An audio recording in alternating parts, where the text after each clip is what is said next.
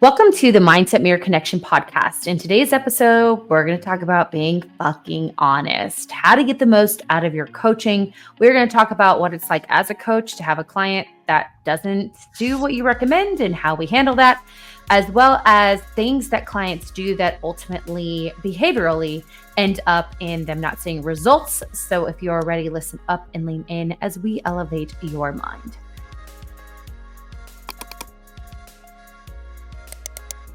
Yes. So one disclaimer, we did talk about self-sabotage recently, which is more the mindset piece, but I also just want to talk about, shit that you do that ultimately is going to cause you to not see the results that you want to see and why people do this. And it is very common. So it's really like an extension of that episode of like thinking about, okay, I understand the mindset, but like, what does that look like from a behavioral standpoint? So yes. Very, very good. But anywho, what's new? Did you like my how I get my news? Yes. The 5 minutes. I started listening to it, but I listened to it this morning. I had two things that I was going to tell you. One is speaking of podcasts. So I listened to this gal. Her name is Money with Katie. I reference her as like the Dave Ramsey for millennials, essentially. Yeah, she's. It's interesting. I've actually learned quite a bit from her. But so she had on a guy last week. I think he wrote Die with Zero, which I actually want to read that book because I've heard it mentioned a couple times in different from different like atmospheres. And they were talking about like financial, like where you are financially and how to assess and like what are like good goals to have overall. And it was interesting because I was like, oh my gosh, this sounds like our coaching of they are talking about don't try and go from like 0 to like I save 60% of everything because now I will need to like make up for all this stuff. They were like, right. You do little things over time. And then over time you realize like, oh, this is now my financial structure. It's not like we change it all. It's okay. What can I realistically do right now that I'm comfortable with or that like pushes that comfort zone? Do that. And then once it becomes automatic, then we do the next thing. And I was like, oh, that's interesting. Like I never thought that would apply to the financial world, but like it makes sense that it did. Then my other thing that I want to tell you, and I don't know if this is good or bad. But well, it's probably good, but it was interesting. So I started seeing a new massage gal. Because she focuses more on like prenatal and postpartum. And so I went to her a couple weeks ago just to see like, what is this actually like? And then I was like, I should probably like focus more on prenatal massage rather than just like murder me massage.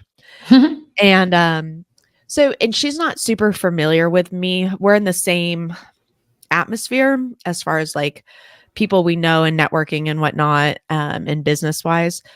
But she's more on the like East Scottsdale, a little bit outside of where like my in-person people would travel from. Anyway, so I was telling her about our programs and just kind of talking about what I do a little bit more. And I was telling her like more on the mindset piece and whatnot. And she's like, oh, that's so interesting. She's like, I have a question. And I was like, okay. And she's like, do you have like formal training in therapy? Like, how are you able to articulate all of these things? And I was like, I was like, well, I've been to therapy a lot. Well, but you also are mentored by me. And I was like, well, and I was like, and the gal that I do it under that I contract with, she, mentored me and helped me through. And then I was like, and then I talked about, and then if I really want to like reach for this is audiology taught me like about setting realistic expectations, how to talk to people, how to get like their fears out, why like vanity is such an issue and all of this stuff. And so I was like, oh, that's interesting. Like, she's like, yeah, you just have like a really interesting perspective of like the mindset piece that I feel like women are missing. And I'm like, yes, I do. Yes. Thank you. Yes, Thank you do. Yes. Yeah. And every other coach in our program, same thing. Yes. We had a great coaching call today with the younger coaches of just like the different challenges that they're seeing and, how to manage that with the client. I mean, that's what I do on my end with my coaches is we bring up the hard stuff. Or if there was, so anytime I have an intern, she usually is with me side by side. Even if a new coach, they're usually side by side with me, at least with one person. Yep. So then we can have conversations, we can debrief, we talk about what they want to focus on in that call.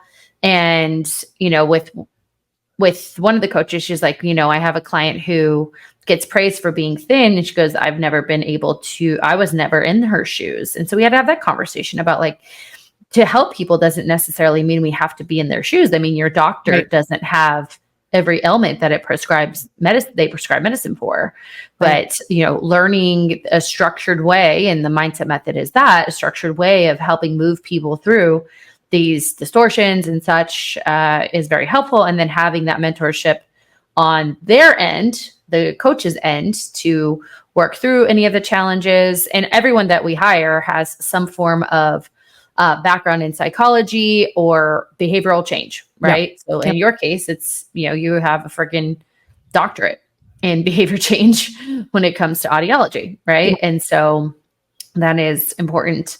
I always talk about like, there are a lot of programs out there that they don't have any sort of training at all, and the program's not led.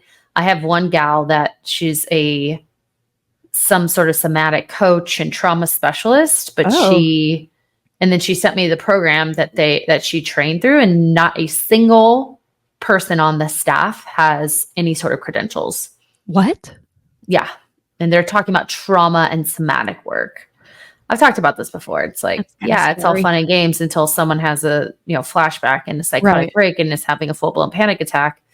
Do you know what to do? Right. So yeah. Anywho. Yeah. So I have found my news. It's 5 minutes a day. Yep. It's through the Betches podcast. They're hilarious. Which is funny that's where I get my news. Yeah. They, obviously have the Sammy Sage who runs it. She has her own opinion, so it's a little bit leaning towards one side, if you will. Uh-huh. So obviously we're a female podcast, right? And a former president who's running for office talked about how women currently, let me see if I can find it, are more fearful and hate their lives, are more fearful, more depressed, hate their lives, hate their bodies, don't make as much money, so on and so forth. When actually, if you look at the statistics, women are actually making more money. They're in higher positions. Now, that doesn't mean we still have a long, long way to go. But I just thought, I was like, who's in charge here? Like, no matter your politics, like at a certain point, you'd be like, I understand what he's trying to do. He's trying to like fear people into like, yeah. And it's like, does that work anymore? So here's where my bias comes out is no. My answer, as someone who listens to politics very often, the answer is no. And in my opinion, when certain people, this is how I think it's going to happen, of voters for him.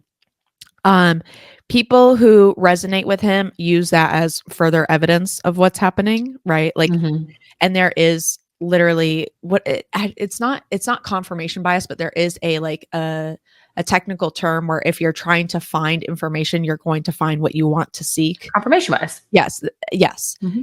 And so I think there's that. So when he says that, I think the people that were already on board with him, that's not like going to change their mind, right? They're just going to be like, see?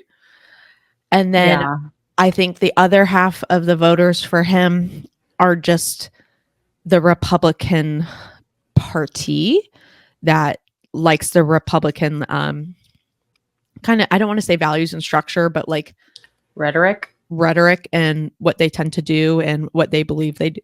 What they believe they do. So to me, that kind of talking point isn't converting the people like me who are truly like, I don't know what the fuck I'm going to do between these two. Right. And so when you're don't like a man to be like, this is what women are. And it's like, no. Well, and if that is the case, jobs from like a former porn star on your private jet or whatever. Right. Well, and if that is the case, then we need to look out the underlying issues, which and historically he's not going to change, right? Well, he's not going to add mental health to, his top of his list of things to help women with. They're not, because like the whole, like, okay, add mental health. Okay. Well, then make sure that like Obamacare and like our state Medicaid systems have that. Okay. But they have so much infighting about like health insurance and health care that it's such bullshit. And that's one of the reasons why I did emphasis on did like Big RFK. did. Yeah. Is because he was like, what the hell is going on with all of our health? Like Right. instead Right. of like more money towards this and pharmaceutical companies and developing these drugs and all that, like why are all these people on all these drugs? Like what is happening here? Yes. I was listening to Mind Pup today, and they Oh had yeah. the gal on, Oh yeah, I the liked doctor. her. I was like, who I is really this? liked her I don't even know who too. you are, but I like you. I know. And Justin, of all people, is like, why autoimmune issues worse? Yeah, like it's Yeah. like, yeah, why don't we talk about that? Like, I know. Well, it's that true, though, like, autoimmune issues, neurodivergence is worse. Like all these things are worse, you stuff. know? And it's I personally, my theory is it all stems back when we started to be able to like advertise fucking medication. Yeah. Because we were just saying, hey, do you feel sad sometimes? Do you Right. have days where you just want to stay in bed? Do you have days where you're really low energy? It's like, yeah, it's called being a fucking human. Right. Like, but then they're like, try Zoloft. And so I go to the doctor. I'm like, hey, I saw this commercial and I'm like the cloud sometimes. So why don't you give me some Zoloft? Right. Right. And so it's like, that's my theory. But I just Well, thought it was a funny statement. I'm like, I don't know if that's the pitch, bro. I think well, and I we're a want to little bit say, off. like in our defense too, is like because you and I are both on medication for different things. I Like stopped mine. you did Mm-hmm. the Wellbutrin Stopped or mine whatever? like 2 months ago. Yeah. Oh, okay. Yeah. Are I you just happy you stopped taking it and I was like, okay, that's fine. living So, life? I am yeah. not stopping mine. Okay. Well, either way, in our defense, like we're not anti meds per se, but Mm-mm. we're anti like giving meds without establishing like the foundations. Like if you're Correct. depressed because you're sitting on your couch and never going outside, like maybe we should start there. But then Yeah. that goes into like maybe the med helps them go outside. Like, you know, Mm-hmm. I can see it in both ways, but it's just I feel like we're just overprescribed. And that was one thing like when I was in a more diagnostic clinic for Mm-hmm. audiology was I get these people who come in who are dizzy and they're like, I'm so dizzy, I'm so dizzy. And I'm like, well, you're on 10 different meds. Like, like if you read the Correct. label, it's going to say multiple interactions can cause dizziness and imbalance. And so they're like, okay, well, we're going to do a dizzy test to rule out your ears, you know? And it's like, I don't need Mm-hmm. to put this person through like a weird ass test for an hour when they don't take care of their health. They're on 10 different meds and then they're not active. Like, whether Mm-hmm. even if it is their ears, they're still going to have to go to physical therapy and that's going to get them active. So what are we doing here? Right. Right. Yeah, it's so interesting. The other thing I was listening to is about how some of these states are trying to like change their electoral college so Yes. that and that's scary shit. Yeah. But I feel like the Supreme Court's got to get come into play. Like you're literally and like how there's 200,000 voters here in Arizona who may not be able to vote because they changed the way like it was where you had to show residency in an effort to vote, and then that I forget the whole thing is your license was enough and then it was said no, it's not enough. So now people are like running out to get adequate like whatever they need. And it's just crazy, man. And it's like, no, it makes me angry because I'm like, I don't care if you're a Republican, Democrat, Independent. When you're trying to manipulate, like at a state level, voters' rights to get what you want, like, I'm sorry. Maybe I'm just cut from a different cloth, but that's not how I want to win. Right. And it's unfair. And it's usually at the expense of minorities and people who are disabled, who are me and my family. My dad is blind, if you guys don't know. And I had a question about your dad being blind. I Ooh. don't know why I thought of him. Was he born blind or he gradually progressed to complete blindness? Let me tell y'all a story. Yeah. My dad was born legally impaired, and so much so that he had like occupational therapy and other things in college. He was a part of like a program, and they helped him and they got him into BEP, which is, I always call it a blind entrepreneur program because that would make sense. That's exactly what it's not called. It's like something else, but it is basically a blind entrepreneur program. And then about 8 years ago, he and I his left eye is completely gone. My left eye is like pretty bad, and by pretty bad, very bad. I can't see out of it. But his right eye still had nerve endings, like firing. So they decided to do a cornea transplant. Oh, and his body rejected it. Oh, and then he became completely blind. Yeah. And so then UCLA came in and they said, hey, let's create a cornea for you, prosthetic, which they did. And there was some like instance of, he might be getting his vision back. And I was actually with him. I took him to his appointment. I drove out to California with him, stayed at my uncle's, took him to his appointment, and then drove home. And he was doing this. It's like, I can see my hand move. Like he could see this. And it was so cool to see. Yeah. So the interesting thing was with UCLA, like 4 years later, they were still pulling out stitches from his, these doctors were shit to him. He had stitches still in his eyeball. And guess what happens when stitches are in your eyeball for 4 fucking years? It hurts when they come out. So this man already has all these issues. And but UCLA's been great. He still goes to see them. And at this point, he's just like, I got nothing to lose. What do you want to try something else? Like, sure. So it sucks. I hate it. But big but AI can be a very important thing for us, especially for those who are disabled. The new iPhone will eventually be able to have my dad hold up his phone and it'll be like, there's shoes in front of you. Oh, really? He won't. Yes. So he's like, there's a curb.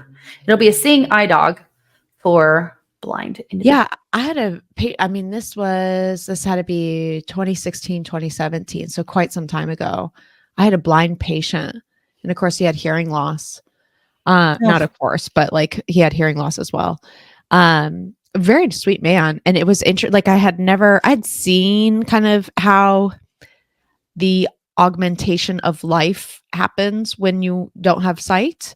But his phone, like it was so interesting how like he was able to work the iPhone. Cause I remember he whipped it out and I was like, okay, like this is, so are you not actually blind? But like, no, it speaks to them. But it speaks to him. Yeah. But even the way, and I was like, wow, that's got to be a huge learning curve. Cause the way it spoke was like where I was trying to play catch up in my brain of like, wait, what? Like, and it was like, blah, blah, blah, blah, blah, blah, blah. Oh, no, move it over here. And he like knew how many swipe, like obviously there was a system that he created. And I was like, that's amazing. And so I can't even imagine what they're going to be able to do. Like with what you're saying of having the phone be a seeing eye dog. And then even in the future. Yeah. Well, we bought him the Ray-Bans that are Meta. Oh, really? They do a lot of stuff for him. Yeah. Mark and I bought those for him. There's definitely a lot of advances. Now, obviously he's not, hopefully he gets his vision back in some capacity, but it's not looking good. Is that just because of age and the cancer or just in general? It's like, they've tried everything there is right now. Yeah. We even looked at the CRISPR, I think that's what it was called, where it takes and changes your genetic like lining or whatever, genetic code. So it sucks. I don't like talking about it because it makes me sad, but it is what it is, right? And so it's very near and dear to my heart because we wouldn't have had the life we had if the government didn't have these policies in place for someone like my father. And there's no reason for someone who can't avoid what's happening to them to not still have the same opportunities as everybody else. So when I hear people speak about cutting these efforts, it makes me very angry. Anyway, boo, female, who runs the world? Girls, like we need to get this shit together. Because we do make a lot of money and we're not as fucking depressed and we're badass bitches and we can do literally 75,000 things at one time and get more done than a guy doing one thing. Correct.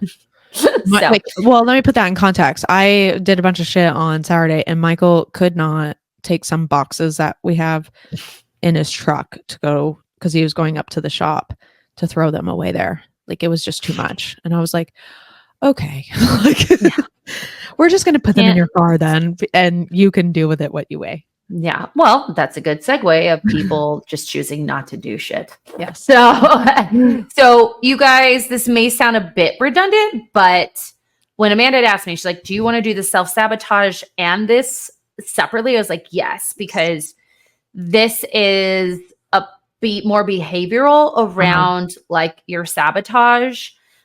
But I just thought it would be okay. Like it'd be okay to have this separate conversation. So if you hate it, we have plenty of, we have 70, how many do we have now? 80 episodes. Something. I also have for our notes, like behaviors that are associated with diet and exercise around like what they could, like examples of them. So we could go through that. Yes. Too. Well, one of the things that happens in coaching is this kind of, I'm going to hide the truth. Yes.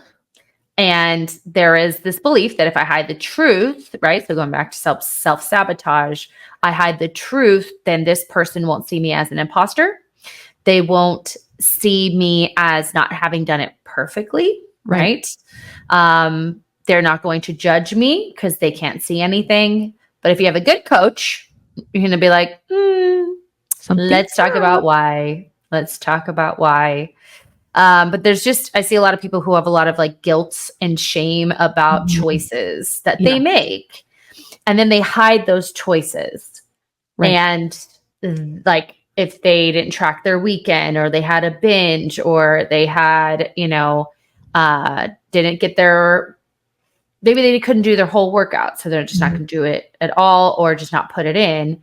Like we're sitting here like micromanaging and, checklisting them good or bad, where I understand where this comes from because you actually do have still to this fucking day have coaches out there. They're like, well, why couldn't you do it?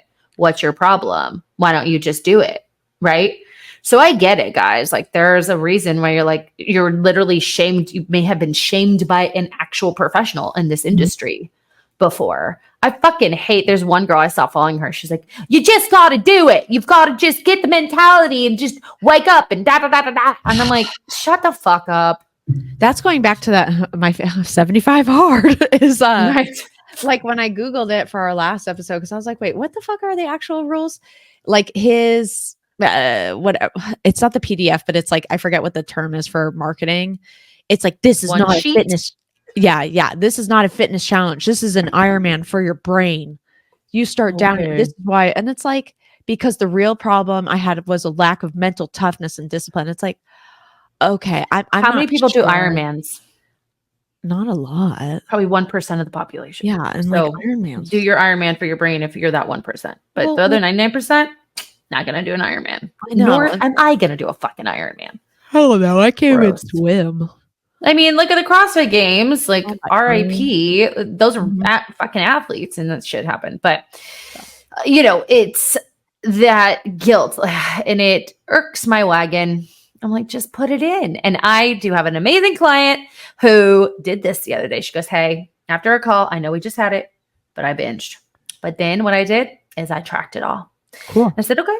I said, how is that different from before? She goes, I wouldn't have tracked it. And not only, she goes, I feel like it was a controlled binge. I'm like, great.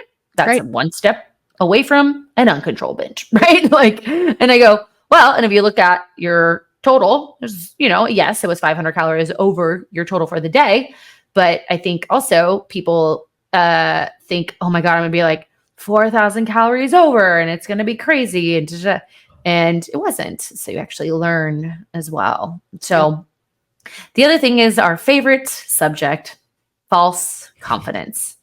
I had this happen today and my client said, I thought I was doing really well yesterday until I put everything in MyFitnessPal. And she was at 3,000 calories and she had already used her 2 high days early in the week.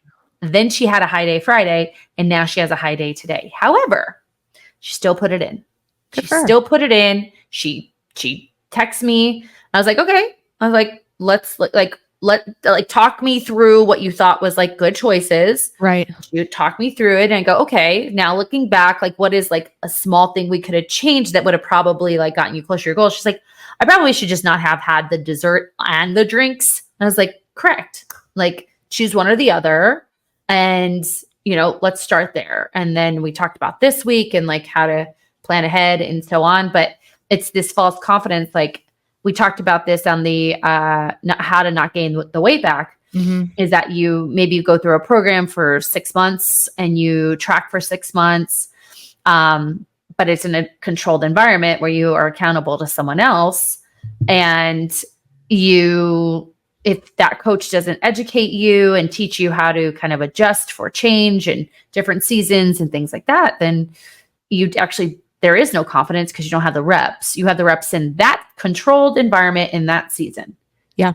Well, it's like that one podcast that we talked about the other week. It was with the RP strength guy that was being interviewed, where he's like, these coaches come on, they teach you the fat loss, but they don't teach you the maintenance. And you have the confidence to be in the fat loss of eating less, by definition, but you don't have the confidence to be in maintenance. But then you think fat loss phase converts to the maintenance phase too, when it doesn't. And sometimes you don't have the confidence in dealing with the mindset shit. Right. Too. And sometimes that's like a lack of education per se. And, that's sometimes for clients, that's no fault of their own. No. But sometimes they shame themselves. Yes. But then sometimes it's a lack of willingness to get the education too, of recognizing like, oh, there's got to be a way like that I could just live here and not gain or lose weight. Right. Right. Well, and, the problem with a lot of people, so going back to that lack of mindset, is how do I see people in an authority state or leadership position? I know for me, because of my struggles with just, my upbringing and things that I've gone through, that females in authority and like a leadership position who are passive aggressive piss me the fuck off. And I'm just like, say the words, like I'm parenting them. I parent them. I'm like, just say it directly. Like, you're not going to hurt my feelings. Right. But what we see with our clients is that they put us in that parental role. Right. And again, it goes back to like, we're going to judge them. We're going to set unrealistic expectations. We're going to shame them. We're going to guilt them. And they will hide their behaviors just like they did as a kid. Right. With us. And that's our favorite conversation to have. What are you making up about me if I see the truth? Right. Well, or they'll start to get like defensive towards me when I start like, and I'm like, why are we? And so first you have to ask yourself as a coach, like, am I reading this through a different lens? Right. But then also at what point is like, no, this is not a me thing. Like they keep saying, hey, you're not tracking. Well, I know I'm busy, but I'm doing good. And it's like, I don't know. I really don't. Actually, no, I don't. Yeah. You're telling me you are, but what is good and what does that look like? And also, why are we using good? Like, so I want you to go back though, because this was also a question by a coach. Like, what do you do when clients aren't adhering to the process? Yeah. Talk about that part of you've got to check yourself too as a coach. It's so hard. You do. I think for me, I've had to learn like they don't need a response right now. They can be left on red. And because your response is usually reaction. Because my response is the initial reaction of almost like what the 75 hard guy or your girl of like, well, just get the fuck together. Like we've had this conversation 1,000 times. And to be completely transparent, sometimes that goes through my head of like, we're having this fucking conversation again. But also I have to understand like, yes, we are having this conversation again because it's an ongoing conversation of a situation that continually plagues them. And we're trying to break down their behavior so that way it improves over time. And so also I have to think, how can I be that role that they haven't had before? Because if they've always had a coach that was telling them how shitty they are, how they weren't doing it right, or a mother figure or an authority figure, then they've already got that. I don't need to add to that. And so if it takes me an hour to kind of come to that position, then they can wait the hour because again, we're not dealing with like life and death situations. We're dealing with like, oh, you overate this weekend. Okay. It's Monday. We can like, it's me talking to you about it at 2:53 p.m. as opposed to 4:53 is not going to change like the process. Right. No, absolutely. it's really important, coaches, to like figure out like how are you seeing this, like what lens are you seeing your client through, and for clients, what lens are you seeing your coach through? It's so important. So it is, again, one of the things I talk to you guys about as coaches, and we talk to our clients about, because we want to be, and I say this on the sales call, like this may be the first time in your life where you can be completely vulnerable and show us your blind spots, and we are going to hold your hand and walk you through it and show you that imperfection is human, and people are compassionate towards it. And they're just like, oh, you just see kind of the body change and shift. Thank God. When you say that. Well, Yeah, thank God. On the Right? coach's perspective, for the coaches that are like, well, they just need to suck it up. They just need to do it. They need it. And it's like, then you need to find a different niche. Like you need to find a different group. Maybe that's like military men or something like that, you know? Right. But then just real quick, sorry. I have a client whose husband was in the military, and she goes, he makes decisions like day of now, and it pisses her off because she's like, well, I got to figure out my workout schedule. Right. Like what, because they've like owned a business together. And she goes, because he got told what to do so much, now he's like flipped to the opposite side. Yeah. So, but yes, even then, okay. So for coaches listening, and for clients who have coaches that have traumatized them this way, or maybe you have that coach right now, that environment keeps you dependent on the coach, right? It keeps you in the, I just need to be told what to do. We talked about this, like the background of that. You know, I don't have my own reality because I've looked at people my entire life to tell me how to feel, what to do, how to look. I've always been externally validated and controlled by others' opinions of me and or their emotional state. And so if you are that coach, or honestly, you shouldn't be coaching. You shouldn't have a need, like even people in like bodybuilding and who train professional athletes. Yes, it's a different mentality, but they also know that rest and recovery is necessary, right? You know what I read today? Sorry, going back to news, is Tufts University. There, I think it's lacrosse players. There's like 5 lacrosse players are in the hospital now because of overtraining and rhabdo. And I was like, okay, that seems like important. So 5, this is just off the headline, so take it with a grain of salt. Today. Tufts University lacrosse players hospitalized for days after workout. And it's like, okay. Who's that fucking coach? Yeah. They should be absolutely fired. Like rhabdo, you guys, is when your muscle starts breaking down into your bloodstream and goes into your kidneys, and the kidneys will then get backed up. I'm saying this wrong, but like it will literally kill you. Cute. Right? Yeah, love it. So speaking of that, another way people are not honest is then they do more than prescribed. Yes. So I heard the junk volume on Mind Pup. I was like, that's great. That's a great way of saying it, because we have clients who are like, well, that volume is, you know, it's so low volume, and it used to be my warm up doing what you guys are asking me to do. And I'm like, correct, because guess what? You're here because that didn't work for you, and it's junk. Like you're just junking it up, right? Right. Let's put this into perspective. I just made this up in my head. Okay. How much foundation would you put on your face? Right? For like after a certain point, it's too much. Now you just look like a cakey piece of shit. Like same is true with your volume of workouts. Like after a while, you're just gonna feel like shit. You're gonna just be dead. Your muscles, like, I haven't been doing anything for the past, 17 reps or sets. So you wouldn't do it to your face. Don't do it to your workouts. But people will lie to us and be like, well, yeah, I'm following the 3 days. And then we find out. Or I'll notice like with the group fitness classes, because if they're gonna, so let's say I have a client, we're gonna do 3 times full body, but then they're like, actually, I really like X class for group and social. And I'm like, okay, then we do 2 times a week full body plus that class. And they're like, but that class is like really not that hard. Like it's just for socializing. And I'm like, well, I mean, we need to consider it, right? And I don't know what your heart is, because you've been going to the gym 5 times a week and doing 2 group classes.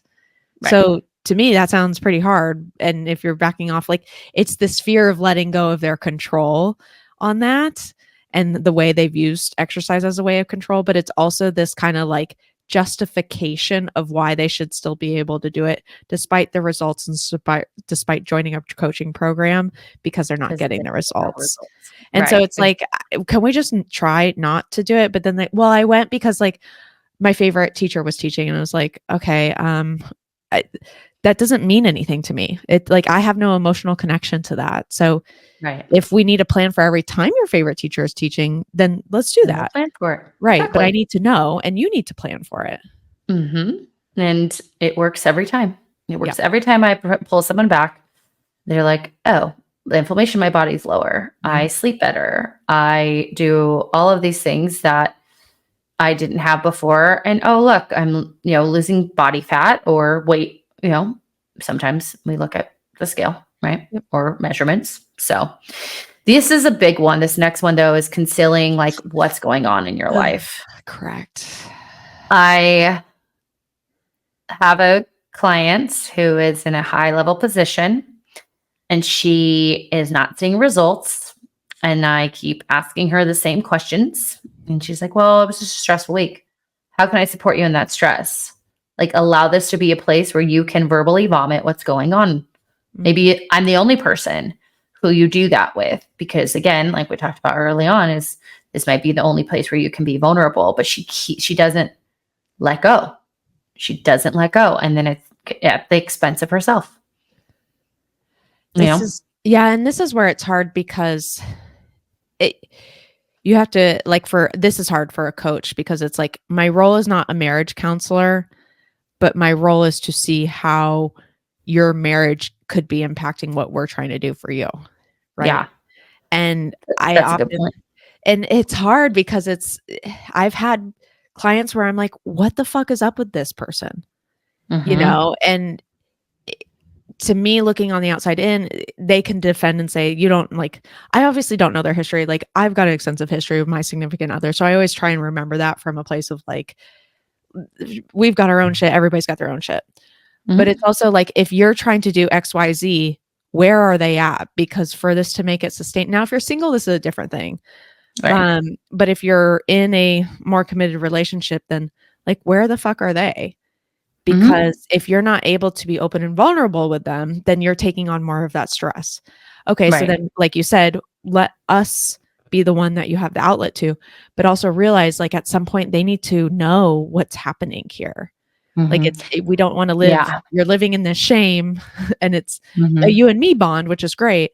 But also like, if we don't want them to be dependent on us. Yeah. And if this is supposed to be the person that you're supposed to open and share your life with and all your most vulnerable stuffs and insecurities, and we're not, or maybe they are saying, oh yeah, I'll help grill every Monday and cook some extra chicken breasts. And they're not like, and you've got a family of 5.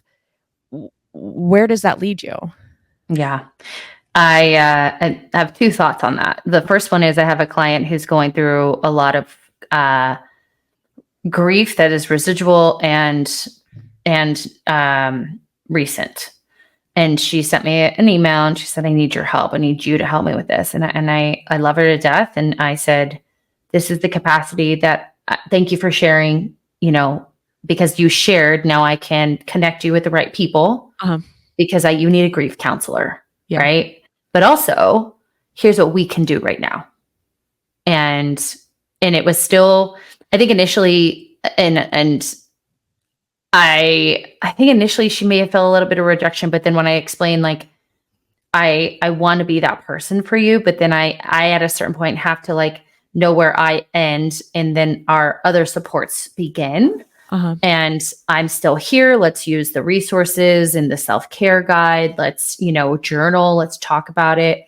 And then she actually signed up for like one of the online programs that I had recommended for her. She had an appointment last night. So I'm actually going to text her today to see how it went. But, if she would have not shared any of that, I'm just going to look at her behaviors and she's, I'm like, what's going on? And it's just like, oh, I'm having a bad week or whatever. And then this is my favorite one. I'm reading this a bit different. So I'm excited to hear like both of our perspectives. It's like, where we have people come in who have like training in certain areas, and they say like, well, in my training and my knowledge is that what you're telling me is counter to that. I'm like, exactly. Because if your training and knowledge worked, you would not be here. Yeah, that's how I wrote it. It's like, okay, good. Yeah, I thought it was more like, well, yeah, that is actually how you wrote it. Yeah, but like that, their education and experience, like just for example, we've had coaches that we've coached, right? And many. And just because you're a coach doesn't mean that you have even got this on lock, we'll say. And I have a good example. Go for it. Go ahead. No. Well, it's like what Adam was talking about on the episode today. We're like, so you have someone who goes through that rigorous physique training. Yes. And it's super disordered. It's super restrictive. And then people see your pictures on social media, and then you become a coach.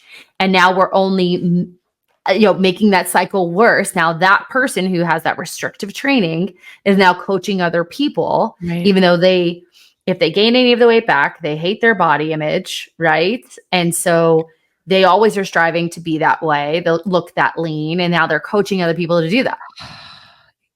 It's bad. And that's not even in physique. That could be in anything. It's I say all the time, just because someone has lost weight doesn't make them a weight loss expert.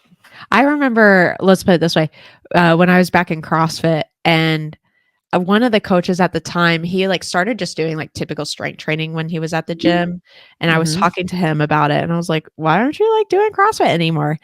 And he's like, because everybody's all fucking injured, and I'm tired of being injured. And I like, good for him. Yeah. And I like looked at him like, what the fuck are you talking about?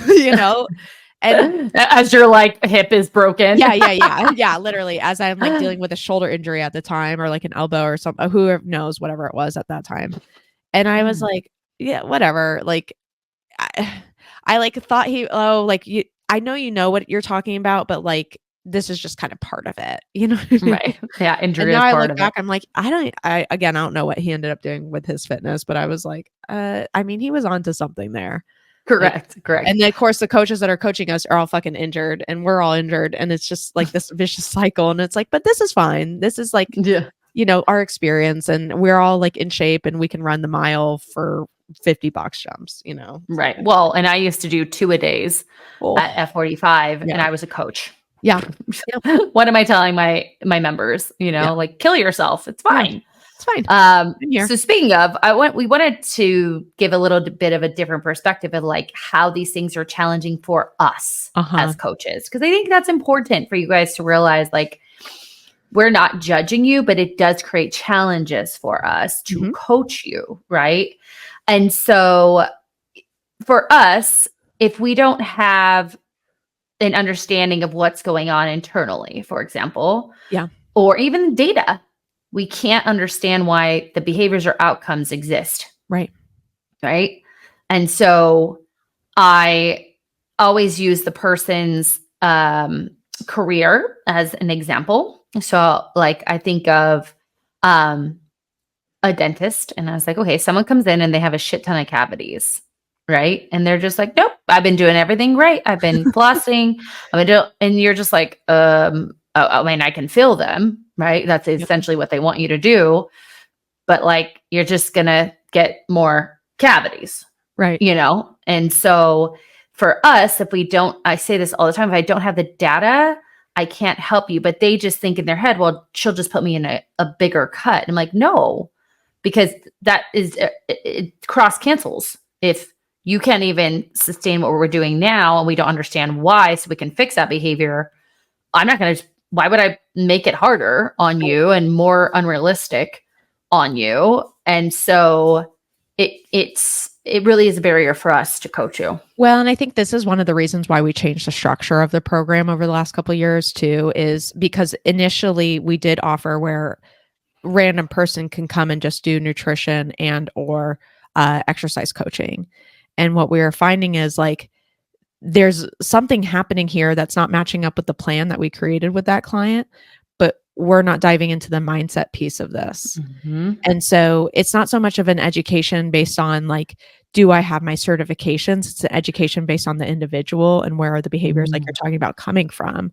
And because we're using those behaviors. So for example, if I know a client tends to binge and I'm going to take them into a cut, I don't want to take them that long into a cut without having like breaks for them.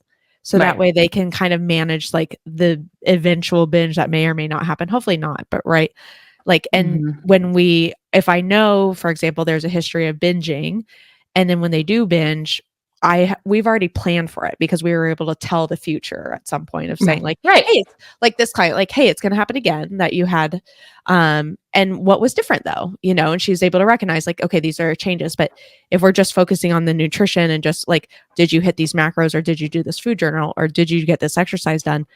It's hard to know the whole picture of that person. No, I agree. Sorry. Okay. It is 1000% true. And even something you said that, for coaches listening, or if you're working with a coach who doesn't recognize this, it is knowing that's going to happen again. Right. And saying, guess what?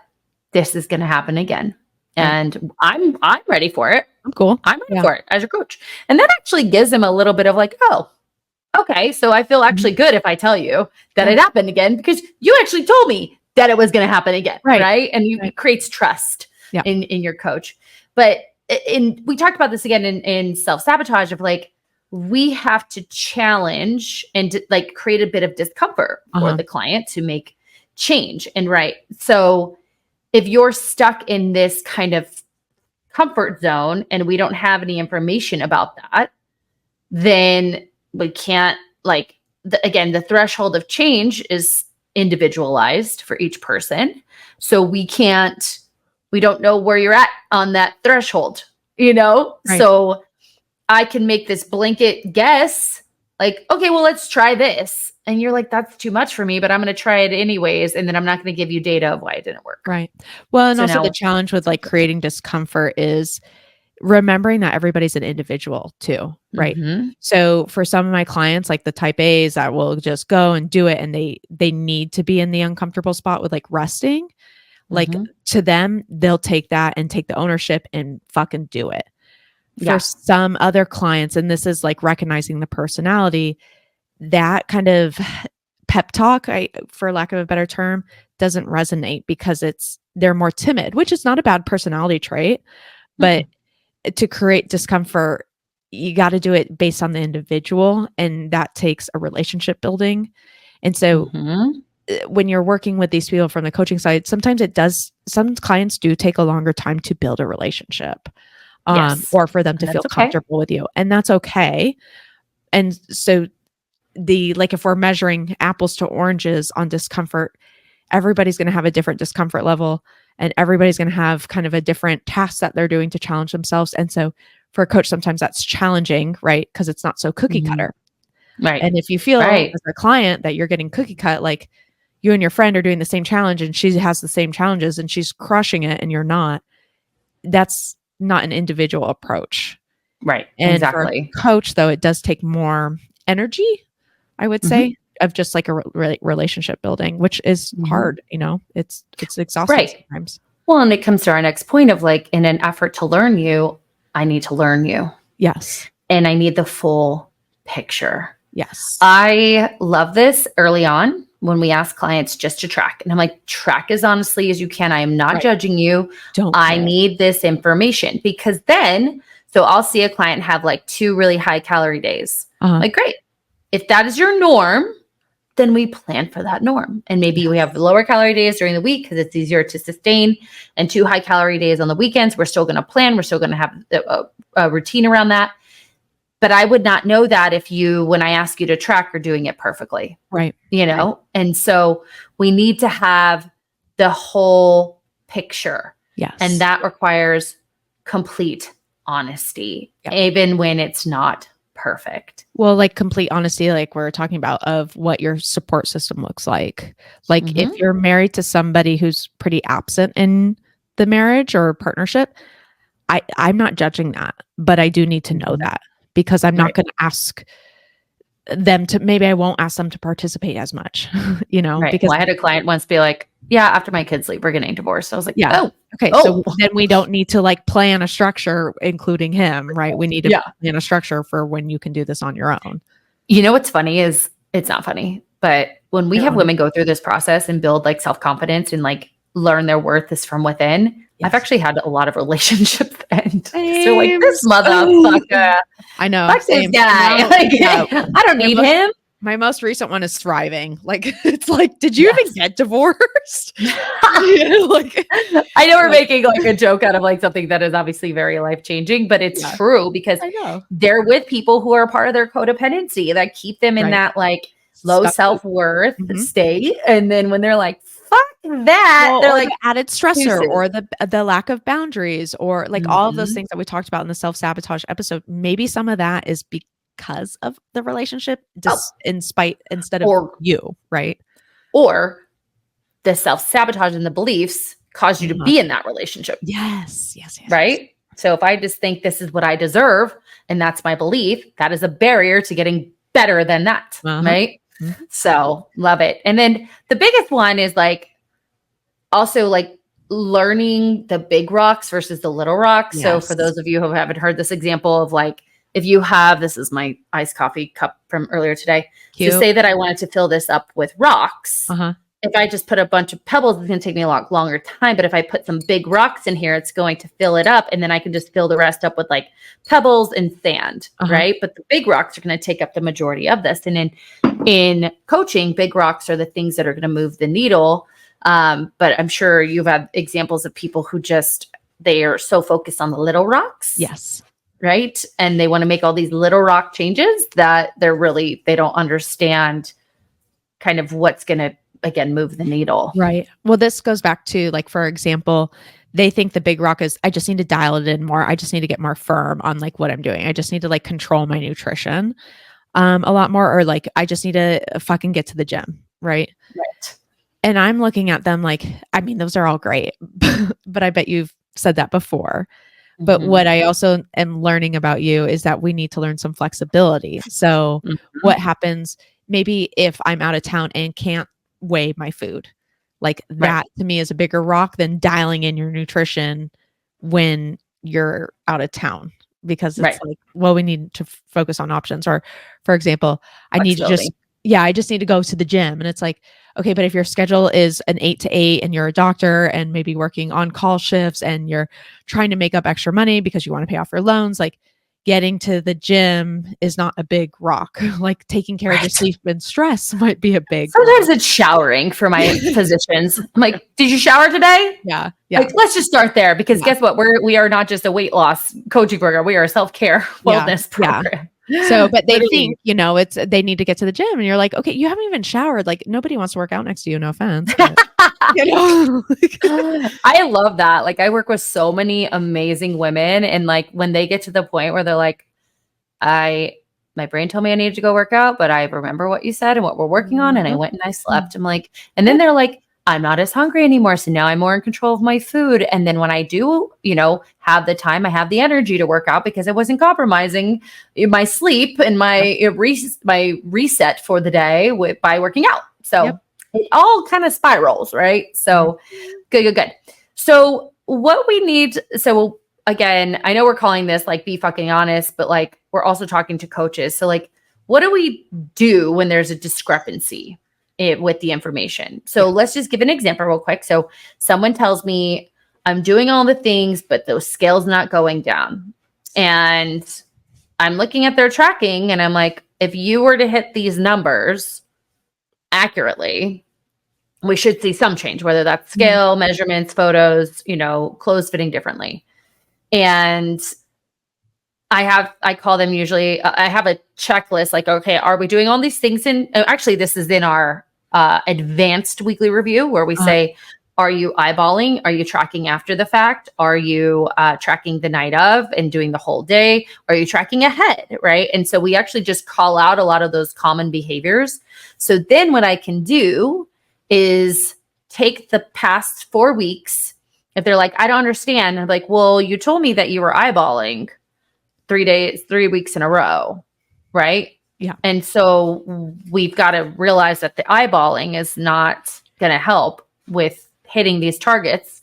If you don't want to see this change in the amount of time that you'd like to see it in, then we can eyeball. But if you do want to see the change, then we can't. And that needs to happen in a face-to-face conversation for sure. Yeah. And even if it's not face-to-face, then either Loom, which we like, voice notes so they can hear your inflection. Yes. Because I think this is a pivotal point because client sees it this way, you see it this way. You gather your information and your data, just like you were doing a presentation. And because whether they know it or not, they already have the data in their head that they're going to use as their defense. Right. And so you need to be able to come with your evidence and your perspective. But sometimes to do that, personalities can clash. Right. So it's important that, again, like I talked about, you maybe take the time to step away and gather it and then present it when you're in a different state instead of like I'm going to gather all this. See, she didn't track. See, like she did this, and just take a moment. I'm out to hang you. Yeah. Yeah.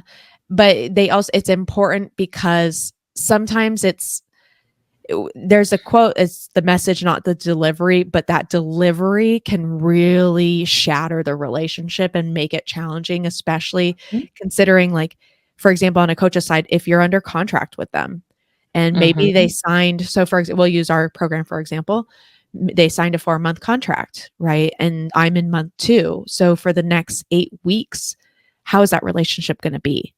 Right. Is this going to be the moment that really breaks the relationship? Or can this be a moment where her and I gain traction and a better understanding and trust? Right. And that can even be if you do make a mistake. Like I talked about my client where I saw her weekend much different than her. She was upset. And I was like, listen, like, this is where I was coming from. I understand better now because you've communicated. And what was she doing? Being honest. Yes. Right. Yeah. Whereas early on, her would have just tried to like hit everything that I said, even though life was lifey. Right. And so she was like, no, I can't. And I didn't find out till after I kind of said, hey, what's going on here? You said this was a perfect week to be, or this month was the perfect month to be in a deficit. I assume that that's true for you because you've been with me for this amount of time. But just to reiterate what you're saying, I was able to step back and say, okay, like I can also make mistakes. And I wouldn't even call it a mistake. It was taking what she had said and not having the communication about like what was going on. She did communicate, but like I didn't get to I'll use the word like dramatic enough for me to be like, oh, this is actually like a fucking thing. Right. Yeah. And that was missing, but of course she was also tired. She was, so you can also just come back like, look, this is why I thought this way. Like I see it in a different way. I hope that you can see it my way too. Right. And we move on. Right. Well, we move on. Clarity and elaborate your perspective. Like this is the way I see it. Like you said, is that accurate? Right. And giving them the opportunity to say, yes, actually, I didn't think of it that way. It is. Or like in her chance of, no, this is actually what happens. And you can say, oh, okay. By more information, I'm able to change my perspective of what's actually happening. I think of a client who wasn't tracking alcohol at all. Yeah. And would get fucking pissed that the scale wasn't moving. And she was like, I know it's just a number, but this is fucking ridiculous. Like this, that. And I was like, well, I remember on our first call, you said you really loved your wine. I'm looking at your tracking and there's no wine in there. And she's like, oh, I'm not tracking any alcohol. I'm like, okay, well, just tell me what you drank last weekend. She's like, 3 Aperol spritz, 4 espresso martinis. I'm like, well, that's about 1,200 calories. Yeah. And if you're hitting your targets now, and then we have an additional 12 to 1,500 calories on top of that, then yeah, scale is going to not move as much. Right. It'll move, but like in very small increments, right? You kind of stay within that same pattern. But she couldn't, because she wasn't a mindset client, she couldn't wrap her head around it. And I'm very aware that and I told her, I go, your relationship with the scale is very distorted. I Uh-huh. think that this would be really helpful for you. I will actually give you a free month of mindset coaching and calls with me. And she just couldn't, she wouldn't let me do it. Really? Yeah. Yeah. See, It that's where was, I'm like, this goes, I think, I forget which episode we said it on, or even if we did say it, is if the coach is trying to guide you somewhere, like, so for example, you're telling this client, like, hey, I really think this would be the better option. So we oh, you're can talking work about on it this. on how to not gain the way back. Yeah. So that client needs to be open to that conversation or that opportunity and willing to hear it. Because again, if you have a trusting relationship with that coach, you appreciate the program and you value the program, then you know that coach is not trying to sell that aspect. They're not saying, "Ooh, I could make more money here." They're saying, "Hey, there's a huge missing piece. Yes, it does cost an additional money because of the time and the investment. But without that, you're going to keep spinning your wheels and probably spend more money at some Right. point." And I'm just trying to honestly help that. Like, you Yeah. can think of it as a financial transaction, but the client needs to be open to being challenged of like, hey, this isn't working this way. Mhm. And there's a greater opportunity where we can settle this. But the coach also needs to be confident in that delivery. Like, Yes. for example, you could have said like, well, if you don't really think it's that big of a deal, like with the scale, you're right. Like, I believe you. And it's like, Mhm. no, you don't believe her. And No. when you're saying like, hey, this is going on, like, I believe this because of XYZ, this is what's happening. Here's a potential support or solution. Right. No, absolutely. Um, being open, honest, empathetic, Mhm. and for the client, honest, vulnerable, and trusting. Trust, right? Yeah. You have to, and it's hard, especially when you've been burned so many times. The other thing, though, too, is like, I talked about my client who she thought she wasn't seeing progress because the scale wasn't necessarily moving. So she stopped tracking. So Right. then she gets rid of the data that I need to help her. But fortunately, we had measurements and pictures, and her measurements went down an inch each. And she was like, oh, that helps me keep going. Right. But it's like, how can we keep that mindset of like what progress really is? Yes. Because again, as we talked about, maybe progress is you actually like being like, I binged last night, or my brain just told me not to track for the next 2 days because I'm not seeing progress on the scale. Right. Like that might be the progress. I tell people all the time, I'm like, oh my God, excellent work asking for help there. Like, when's the last time you did that? And like, I haven't done that in my whole life, That's Mm.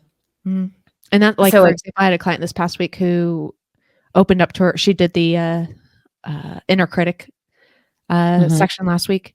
And then she Mhm. was talking to a friend about it. And she does not talk to, like, one time she talked to a friend about it, and the friend was like, oh my gosh, I feel the same. And so she kind of felt rejected, right? Because it was like, I just wanted to kind of talk about this for myself, but now I'm like bonding with her about how we don't like our bodies when really I was just kind of feeling vulnerable, and I was like, oh, I totally Yeah. get that. And then, for example, this other friend, she was able to open up and talk about it and like literally and told the friend the name that she has and all this stuff. And I was like, wow, that's amazing. Like, how did that feel?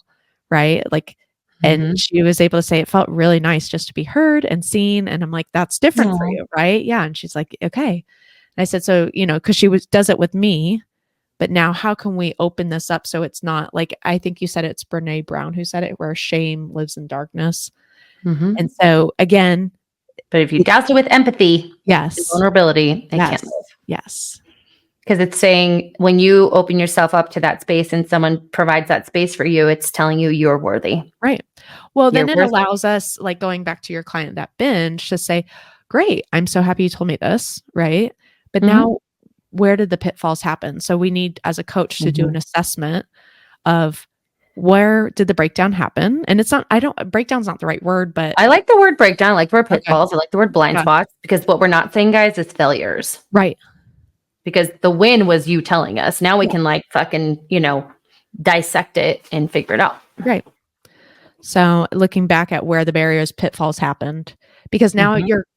the goal for the coach is to come at this as a team, not as the Mhm. authority, right? And so, Mhm. because again, if I'm a team, then teams break up. The person can Mhm. go individual, and it gives them the opportunity to when it does happen with or without you, to assess it and make their own progress as well too. Well, if you think like, speaking of teams, like it's NFL football season right now or college football season, if you have a play that's not hitting, Yeah. and it's not hitting and it's not hitting, they're not going to be like, redo the play, do the play again, do the play again. You're going to look at, okay, where are the steps not being made? Are we releasing too soon? Is the defense not blocking correctly? You know, what's happening, or the offensive line, whatever. What is happening in this play that's causing the connection not to happen? Right. They're not just going to be like, do it over, do it over, do it over. Like, they are very, very wealthy people who have to analyze each play and figure out, oh, okay, if we actually move to the right, shift the O line to the right, this actually will be executed just by an inch, right? Look at me. Also, welcome to my sports podcast. Yeah. The mindset of sports. Balls. Mindset of balls. Female balls. Anyways. And some of those pitfalls are things like, why didn't we track? Right. And like I talked to my client, she's like, well, I didn't see progress. Okay. Well, that'll keep you where you're at forever. So thank you for telling me. Right. Can we track ahead? And that's what I asked my one client, who was struggling on yesterday. She had thought she had done everything right, and then she put it in and it was very much over. And I said, well, looking back, which of that could you have tracked ahead? And she's like, well, I didn't know it was being served. So then we went on to the next option, right? Things like we talked about, like having, high and low days, right? So if your week is pretty rigid, then you can hit some lower calories and you don't feel as hungry because you're a bit busier. Then we do that, right? And so those are some of the pitfalls. What are some other ones you see? I see like that they take away the, like, I don't know what happened. Like, they do the blind thing. Like, I don't know. And it's like, okay, like, we need to take ownership of that. Right. I see the tracking alcohol is a big one. I see, I got on the scale when some of my clients don't weigh themselves, and then they'll get on just out of curiosity. And it's like, and then they start to doom spiral because of that. And it's like, let's take that for, what it is and look at the bigger picture. What else do I see? The exercise one of like, I couldn't make it today. And it's like, instead of saying like, okay, but what could you have done? Like 2 sets of 10 of squats? Like, does that count? Certain examples like that. Yeah. No, and it's just understanding again, like, what led up to that outcome. That's what we want to know. Your honesty allows us to understand that. And that's going to be helpful for us. We're going to make those changes. And, as coaches, we need to give it time. Yes. And not be, again, micromanaging. Like, I do that sometimes. I'm like, hey, you know, especially when they're like, okay, I'm going to work out. Right. And we'll look ahead. And I'm like, hey, just cheering you on to get that workout in today. So I do create a little bit of heat, but not like, what the fuck? Why didn't you work out yet? Or, hey, noticed you didn't get that workout in yesterday. Is there another day we can do it? Or do we need to just go down to one? Right. Instead of like, that's one big thing of like, they already feel the pressure. Don't give them more pressure, but also recognize, like, for example, you and this client, we'll take the binge one that did it and improved from yesterday, is, okay, so you made a plan for the next time. Allow them to come to you to work through it again. Instead of being like, hey, did you binge this weekend? Because last time you did. And, I know this weekend was going to be really stressful with your mom coming in town. Right. Like, allow them to kind of work through it. But even like you said, with the gym, if, for example, if they don't go, then, hey, how was the gym today? And they're like, oh, I didn't go. Okay, great. Totally fine. What other things can we do for movement today? What's the plan? Right. Instead of shaming. Right. Love. Good. So now, okay, so the other half of this is like how to get the most out of coaching. Yeah. So we're going to talk about behaviors that we see that are the opposite of that, or we need to be aware of, the things we need to be honest with. And so number one, we're not planning ahead. Not planning ahead. It is literally when people start getting this down, they're like, oh my God, why haven't I done this whole time? I'm like, oh, well, I don't know. I Super mean, easy. that's, super easy. Yeah. Not planning ahead, tracking ahead if you are tracking food. Uh-huh. Back into that expensive calorie meal that's taking all your calorie money, and then take the rest of your money and budget it for the rest of the day. Right. Or Right? week. Or week. Yeah. Good. That's good. Not tracking accurately. Right. Guess what? You cook foods in oils and butters. And now we're not like super sticklers on that. Like you and I just do, like, just add a tablespoon of butter, or Right. add, or using like cups, for some clients, they do that. And they know that that's not as accurate if we're using a food scale, Mm-hmm. but we prefer our clients, if they are in a mental space where tracking food is helpful and we are seeing it as an opportunity to learn and to like learn our portions, learn our foods, learn what serving sizes look like. We want them to see that accurately. So ounces, grams, milliliters. Right. Yeah. What else? Bites, licks, and taste. So if you're having like potato chips a couple before dinner, totally fine. Your But kids' food. Yeah, but let's put that in there, or at least Mhm. consider it if we're not doing calorie counting, because those have calories. And so I think that when we're not planning ahead, not tracking accurately, the bites, licks, and tastes, and even not tracking weekends, not tracking alcohol, like we've kind of been talking about, is those calories don't go away because they weren't tracked. Like, you know what I mean? Or the weight on the scale. You're Yeah, like, oh, like I'm going to wait to weigh myself. yeah, Why? why? That's great data for us to I see how know. your body responded. Get So your ass on the scale. right. Like, So it's one of those things of they're not going away, but if you're having them, and also like honestly, if you're having the bites, licks, and taste, I want to know why. Like, because I'll see this with women is like, oh, I just had like a little bit before dinner, and it turns out it's because they didn't eat enough throughout the day. correct. And so then it's like, okay, well, this gives me more reasoning to be like, we need to be eating more throughout the day. Mhm. Right. Because then you get to Absolutely. dinner and you're not eating dinner anymore because you had a bunch of Cheez-Its and cheese and crackers and all that shit. Mhm. Okay. But if I Delicious. don't have that information, it makes it hard. Correct. The other is, as we talked about, like not focusing on the big rocks. So, Yep. For in a caloric like calories in versus calories out. Right. Our protein and fiber intake, our sleep, our stress, our movement. Yep. Right. Those are the big rocks. Like we don't need to take the newest supplement. Like literally you're wasting your money. You know, it's so interesting on our Facebook group, when I was moderating it one day, there was a gal who posted on there, like, how early is perimenopause possible? And I was gathering the information and I was like, you're honestly just like, because she was like 31, I think it turned out to be. And I was like, it's possible, like totally possible. But what we're missing here is you are not eating enough. Like, and then you're working out 5 days a week. So that's where I would start. And she's like, and of course she went into like a whole like, no, I am like, I do this. And I was like, well, what are you having for protein? She's like, peanut butter. And I'm like, that's not a protein. So it's like you're focusing on getting hormone therapy instead of, am I eating enough? And we talked about this with Dr. Lee Lewis on the menopause episode of like, are you eating enough? How's your sleep? How's your stressor? Because if your hormones are fucked, we can absolutely do some HRT, or what did she say? MHT. But also we still need to be eating enough. The lifestyle has to be there. Yeah, the lifestyle has to be there. Using supplements to get your greens in does not make up for the lack of fiber that you're having because all you have is white bread. Like, right. There's a whole bigger picture going on.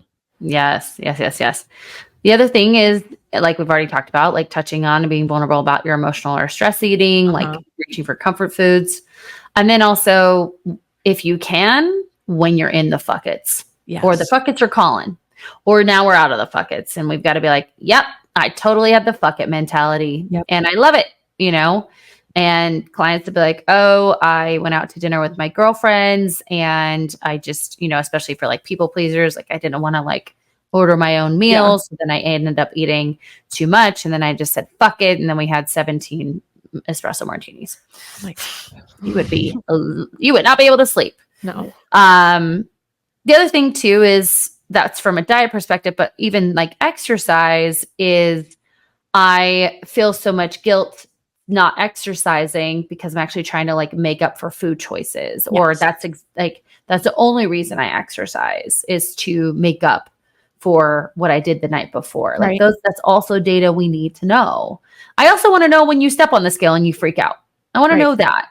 Even though sometimes I'm going to tell you to do that, even when you might freak out, but for a certain client, I would not have them weigh. But if like you're going to learn your body so much better, because there'll literally be days where you have a great day the day before, you're low sodium, hit your fiber, hit your protein, hit your calories, and the scale goes up. And Yep. I just want you to realize like how stupid the scale is. Well, but here, it also does help us. So yesterday we had that family party where I like, honestly, I didn't have like a lot of like of the meal, but I had a pretty good serving of like this whatever dessert. And today the scale was down compared to yesterday. And I was like, okay, but some people, like, I don't take anything with the scale right now because I'm just monitoring and see my weight gain for pregnancy. But take the pregnancy out of it, some people will be like, oh, thank God I didn't get any weight from like that dessert. And it's like, that's not how that works. Yes. And it's a fluctuation. I have an example. Okay. I stepped on the scale today after being out of town. Yeah. In New York, I wanted to get my workout in Friday morning, but then I decided to go meet up with the client. Obviously, for me, that was much more important. And I knew I was going to be walking a lot that day. So I'm like, okay, I'll just walk. I'd rather meet up with this client, have this time with her. Like, it's so wonderful to meet clients in person. So if we're ever somewhere where you live, I will meet you. Then we can take photos. I didn't post it because I was kicked out of Instagram.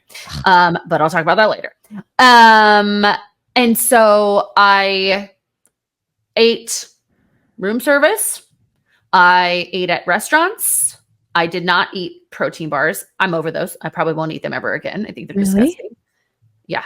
I don't like them. They're not a lot of bang for your buck. Like, I have one in a crunch, and then like literally 30 minutes later, I'm hungry. And I'm like, the whole fucking point of having the protein bar is like, I'm in a crunch. I don't want to be hungry. And here I fucking am. I would rather eat a hard-boiled egg. Yeah, I would rather. 2 hard-boiled eggs. Give me some salt and pepper. Yeah. I stepped on the scale this morning. Same weight. See? Same weight. And that's so wonderful to be like, oh, like, and then I can look back and be like, I really did balance my weekend. Right. I made sure to drink water. I had Gatorades too, just because it's a bit humid, so like I did like a Gatorade Zero every day. Just, it was a bit humid. Yeah. It's hotter. It was actually hotter than I wanted it to be there. I was really sad about it. And I stopped eating when I was full. Like, we had a whole spread of like 3 different pizzas. I did have I did ask the table, I was like, I'm going to order a salad to get some greens in, right? Some color. Yep. And then we had some like burrata and tomato. Yeah. And I had a little bit of that. I had a little bit of the salad. And then I ended up eating 2 like squares of the pizza. And I was like, you know what? I'm full. And then later, because we were out until like 3 a.m. watching that DJ, we did grab, I took a nap before we went out. We did grab something small to eat after that. So I was happy with that. So yeah.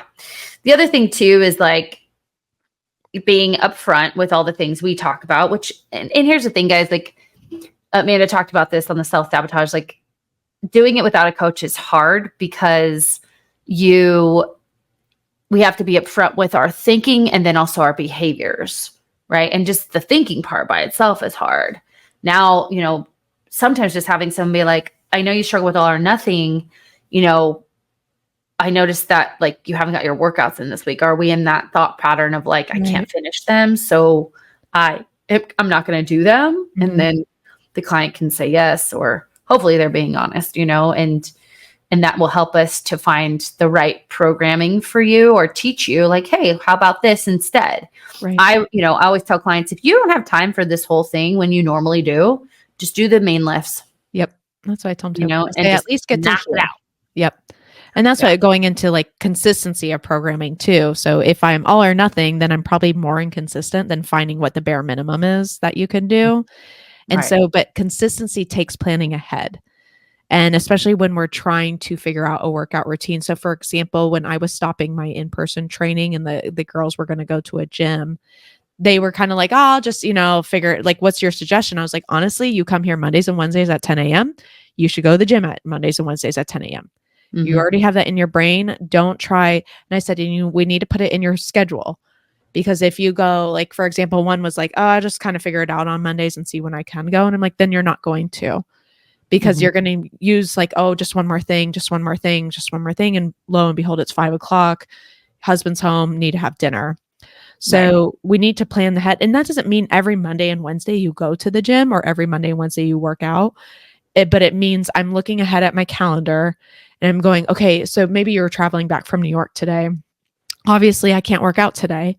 So maybe I shift Tuesday, Thursday, or I do Wednesday, Friday, or something like that. Yeah. This is also the reason why like finding your minimum is so important, because like Yes. you can shift. Right. You Well, can for shift. example, for Adrian, like Adrian's traveling a shit ton this like next upcoming stuff. Mhm. And so she's got 3 But workouts it's fucking planned. coming to me. I know, she's going like ever. I'm like, where the like are you guys are not even home. So Mhm. she's got 3 workouts per week. But 2 of them are her bare minimum. Love. So yeah, so it's like, and she's been doing 2. Sometimes she'll get a third, but it's knowing that the third is an option. It's not a have to. And Mhm. so we've decided, like, if you are going to do 2, I want day 1 and day 2, not day 1 and Mhm. 3. Right. So that's an example. Another thing too, like we don't actually have this on here, but it goes with like the idea of like overtraining. Like I also want to know when you're sore. I want to know when you're Yeah. sick. I want to Yes. know when you're hurt. Yes. Even though in your all or nothing brain or perfectionism brain is like, but she's going to tell me not to work out. Like Right.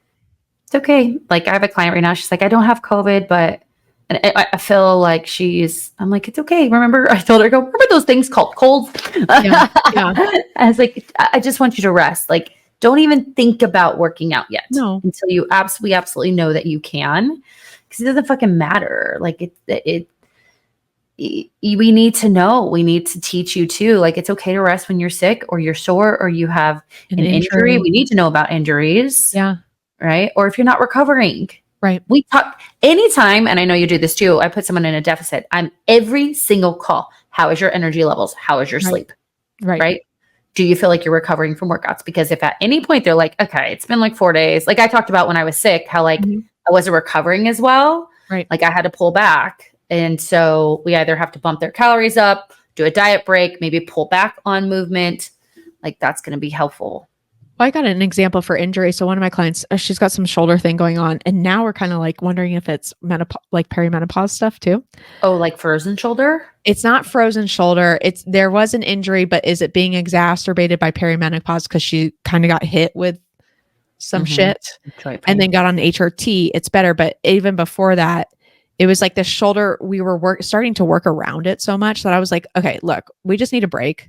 So let's take a break. So a week off, and that was like, who don't want to do that? And I'm like, it's not gonna. You're fine. Then what we did is like create just a program where essentially there's no shoulder stuff in it. Yeah. And so now what we're doing, so she went through that for I think 4 or 6 weeks. I forget exactly. Now we're adding like one exercise in to see, does that hurt it? And if it doesn't, great. And she's then last week, she's like, it's so funny because for the first time I thought, oh, my shoulder doesn't hurt. Yay. I was like, isn't that amazing? Like you're so used to it hurting that you're just like, oh, whatever. And then when it doesn't hurt, you're like, wait a second, what happened? Yes. You know? And so I'm like, Yeah. that's good. Love So we need to keep, is it like what you want to be doing? No, but is it you're still getting the outcome of strength training. We can work around it, but also it makes it enjoyable where you're not fucking dying. right. Well, and also like we're going to keep aggravating the shoulder injury for what? It's not like you need your shoulder to do a lot more things than just like pump some weight. Right. You're not Peyton Manning. Like, calm down. I know. Awesome. Good. Well, again, honesty. And the good thing about our program is you literally can be honest about your shit. You can and your shit too. And we want to know about your poops as well. Yeah. Like my ex-husband is being a fucking cocksucker. I am stressed out today. All I want to do is go eat, burritos, and I want to scream, but I'm texting you instead. Thank you. I love those texts. I'm like, look at you saying your wants and needs. Look at you taking space and being seen and heard. And you got to know, like for clients listening or potential clients listening or the clients who are working with a coach, if your coach is similar to what we're saying, or if you're a coach who has a coach, I always think of it as an honor that they want to share that with me. Oh. Right. Like, because think about it. Like for example, this one client that has nobody in her life that knows that she's struggling with what she's struggling with except me. And Right. so to me, So like nice. you could say, man, isn't that like such a mental like burden, or like that's a lot of mental space to hold for somebody? And I'm like, I mean, yes, those things can be true, but also how wonderful is it that she feels that she can come to me and that I can help guide her through that, like that she trusts me that Yes. much. And I want to say something about what the remark there of Okay. my coaches and myself, because I learned the hard way so that I could teach them, not because I could teach them. Now I can teach them, is we never do it at the expense of ourselves. Yeah. So like my client who had the grief stuff, Mm-hmm. I knew like that's too much for me. Right. Right. So now I refer out, or if a certain client is taking up too much of the like coach's like mental, physical, emotional energy, then we set boundaries. Right. So, and also for a lot of my coaches, or for every coach, they go through their own they go through the method so that I can see their blind spots as well. So I can say, hey, I know that this is you are an overachiever. This client isn't achieving. What are you making up about yourself? So I'm always like health checking you guys, right? Mhm. So like I know like you're not taking it home, and I mean taking it home, we all work from home, but you know what I mean? Like it's not taking up so much mental space that now it's affecting your relationship or your health, mental health. And so we're not perfect at it, but we try. So Right. We're that's learning good. too. Awesome. Yeah, we are. My whole thing is asking for help. I've done it twice for being out of town. You're And doing I've been good. like, Getting people will better. help me. I mean, I'll pay them. So Getting I better. told Mark, at this point, I'm going to pay anything to get my dogs to my house because I really, and my dad called it. He goes, you just are a pussy. He didn't call me pussy, but he's like, you're just a baby and you don't want to stay at your house by yourself. I'm like, 100% correct, Father. Yeah. I don't want to be at my house by myself. I need my animals. Yes. Thank you. So anyway, my life alerts. my life alerts. Yes. So if you guys are interested in learning more about our programs, we have self-paced programs, group coaching, and one-to-one programs to help you with all of this. Obviously, our group and one-to-one will be more from that coaching perspective, whereas self-guided is you on your own, but you can still understand a lot of your quirks and your things, the behaviors you do, because there's a whole aspect of our method that focuses on that. You can find the Clarity Call link below, as well as a link to the self-guided program. If you would like to follow us on Instagram, the team is at Mindset of Matter Coaching. Amanda is at fitbyamanda.az. You'll also find this recording on YouTube at The Mindset of Matter. And just some housekeeping. We are redoing our group coaching program. And it used to be cohort style, but now we're doing an evergreen open program where every week we're going to have 2 group coaching calls. You have access to the mindset method in our EverFit app. You'll have access to our journal. You'll have access to all of the replays in the app as well. And, a bunch of other resources and a community forum where we can message and so on. It'll be really exciting because we want to make this a big, awesome group. You also can choose to opt into our one-to-one coaching as well, which is very hands-on and vulnerable and beautiful, and we love it so much. So if you want more information, again, the Clarity Call link is below. But again, at the end of the day, if you just want to walk away with one gold nugget of truth, remember this. What you say in the mind. You see in the mirror. Goodbye. Bye.